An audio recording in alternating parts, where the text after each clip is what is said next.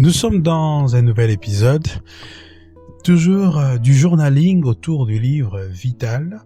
Et aujourd'hui, je suis conduit à parler de la voix de Dieu.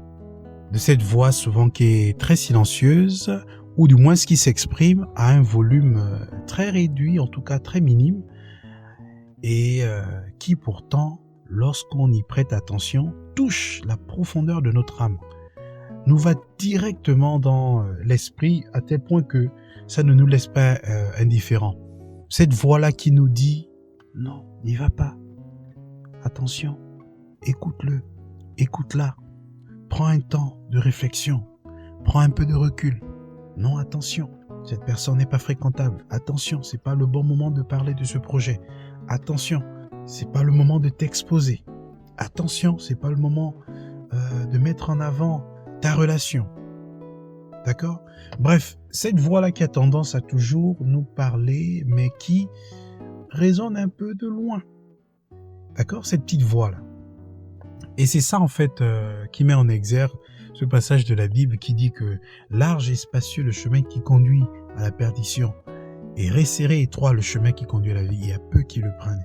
C'est vraiment l'image de cette étroitesse-là que nous devons suivre, du moins à laquelle on doit prêter attention, parce que généralement le salut se trouve dans cette voie-là qui semble tout à fait méprisable, inutile.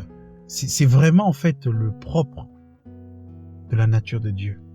Il nous parle tantôt d'une manière, tantôt d'une autre, mais c'est nous qui n'y prenons pas garde, c'est nous qui n'y prêtons pas attention.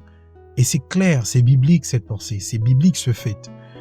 Et donc, moi, avec ce que je vis de façon quotidienne, dans ma relation avec le Seigneur, dans mon intimité, je suis arrivé à me rendre compte que souvent quand on est exposé face à certaines situations, souvent on doit prendre la peine de se calmer. La Bible dit « Soyez lents à parler, prompt à écouter ».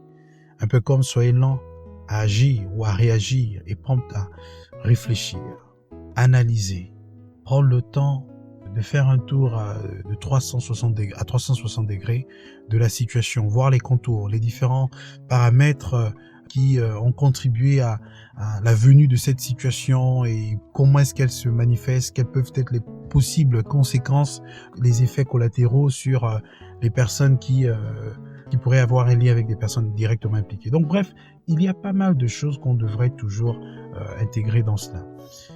Il y a des situations qu'on vit au quotidien comme ça qui doivent nous amener à consulter le Seigneur. C'est vraiment la chose la plus importante. En toute chose, consultez d'abord le Seigneur. Cette voix qui nous dit « fais comme ça, ne fais pas comme ça ». Et comment consulter le Seigneur lorsqu'on est face à du bruit en fait, lorsqu'on est confronté au bruit de l'extérieur, au bruit des réseaux sociaux, au bruit de l'influence des autres, du regard des autres, du qu'en dira-t-on. Qu'est-ce qu'on fait ? Eh bien, ce qu'on fait, c'est simple. On va dans l'intimité. D'abord, on se pose, on reste dans le calme. C'est dans le calme et la tranquillité que sera notre force. Et le Seigneur nous parle dans cet état. On se met dans un état de repos. Et après, on prie, on demande au Seigneur sa volonté. Seigneur, quelle est ta volonté ? Est-ce que je devrais y aller ? Est-ce que je ne devrais pas ? Est-ce que je devrais déjà parler ou le contraire ? Donc ce sont autant de choses qu'on doit vraiment intégrer.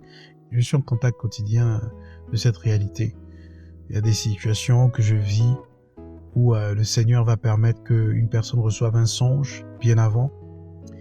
Et je vais avoir une forte pensée pour la personne. Je vais juste écrire et dire comment ça va. Et la personne dit « Ah ben tiens, j'ai même rêvé hier de toi, j'ai vu telle chose. » Et cette chose, le contenu de ce rêve constitue une réponse en fait à une prière que j'adresse au Seigneur. Si c'est pas par personne interposée, le Seigneur va me parler directement par un songe. Il va me dire que regarde, il y a telle chose. Et par son esprit, il va me donner la capacité d'interpréter et finalement de tirer la leçon qui est attachée. Donc, vraiment, Dieu parle. La voix de Dieu, c'est une voix qui s'écoute que si et seulement si nous sommes dans le repos. On prend la peine de l'écouter. L'image de Joseph et sa femme, lorsque Jésus est né, le Seigneur lui est apparu à chaque fois sous forme d'ange. Il envoyait toujours des anges pour parler à Joseph, pour lui dire de quitter le lieu où il était, parce qu'il y avait un plan maléfique qui était déjà conçu contre lui. Hérode voulait tuer en tout cas, il était à la recherche de Jésus.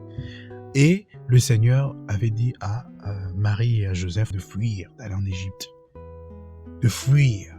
Pourquoi? Parce que, il y avait un plan contre lui. Mais c'était dans son intimité. Et même là encore, ça c'est un exemple. Mais il y a aussi l'autre exemple. D'ailleurs, justement avant la naissance de Jésus, Marie avait la grossesse par la vertu du Saint-Esprit. Et qu'est-ce qui s'est passé lorsque Joseph a appris cela? Il a voulu rompre dans le secret. Et qu'est-ce qui s'est passé? Dans le secret, le Seigneur a envoyé un ange pour lui dire que cette grossesse vient de moi.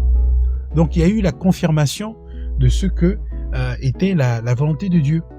Donc ce qui fait que Joseph, dans son intimité, ça n'a été qu'en fait une habitude.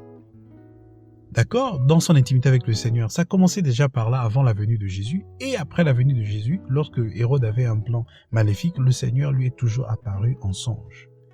C'est exactement ce qui s'est passé avec Joseph même, que nous connaissons, qui est devenu gouverneur de Potiphar. Et gouverneur aussi de Pharaon. Donc tout ça illustre vraiment en quoi est-ce que nous devons prendre la peine d'écouter le Seigneur, écouter cette voix-là. Parfois c'est dans la situation, dans l'immédiat.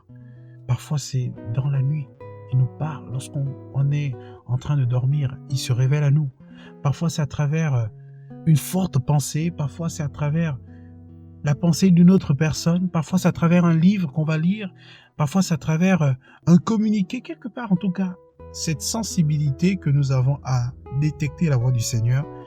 Et puis d'ailleurs, ce qu'on doit comprendre, c'est que cette sensibilité-là doit être cultivée.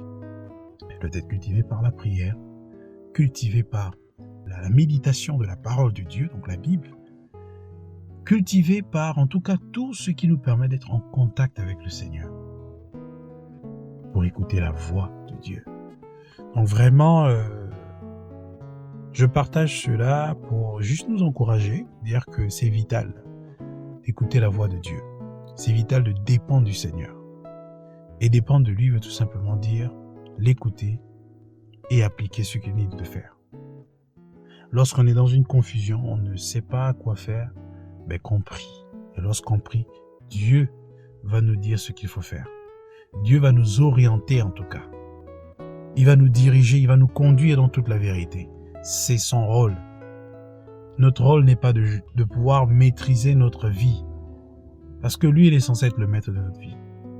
Donc deux maîtres, deux leaders ne peuvent pas diriger un même navire. Il ne peut pas y avoir deux conducteurs, deux chefs conducteurs. Peut-être un adjoint, oui, pour seconder, mais les deux ne peuvent pas conduire au même moment. Ce n'est pas possible.